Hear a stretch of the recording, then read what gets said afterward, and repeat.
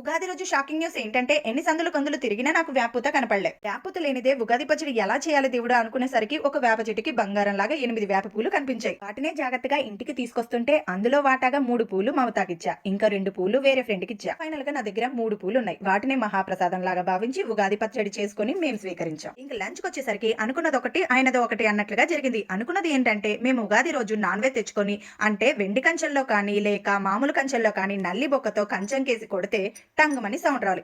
అలా చేస్తే కాశీలోని గంట కొట్టినంత పుణ్యం వస్తుందని మా పెద్దలు చెప్పారు. అనుకుని మటన్ తెచ్చుకుందాం అనుకుంటే ఈ సంవత్సరంలో ఉగాది అధిపతి సూర్య భగవానుడు కాబట్టి నాన్ వెజ్ తినకపోవటమే మంచిదనేసి మా వారు ఓన్లీ వెజ్ ఐటమ్సే చేయమన్నారు. అసలు సండే ముక్కలేనిదే ముద్ద దిగని మా పిల్లలు కూడా కింద మీద పడి ఎలాగో నేను చేసిన గారెలు, మామిడికాయ పులిహార, ఇంకా పొంగలన్నం తిన్నారు. ఒక్క పూట అయితే ఎలాగో తింటాంలే కానీ నైట్ మాత్రం లైట్ గా ఇడ్లీలు తింటాంలే అని చెప్పారు. నైట్ 10 అయినా కూడా ఈ ఇడ్లీలు తినడానికి కూడా రావటం లేదు. అదే ఈ ఇడ్లీలోకి ముక్క గనక ఉంటే ఎప్పుడో ప్లేట్ ఖాళీ అయిపోయేవండి. ఇదండి ఉగాది రోజు మా ఇంట్లో లొల్లి.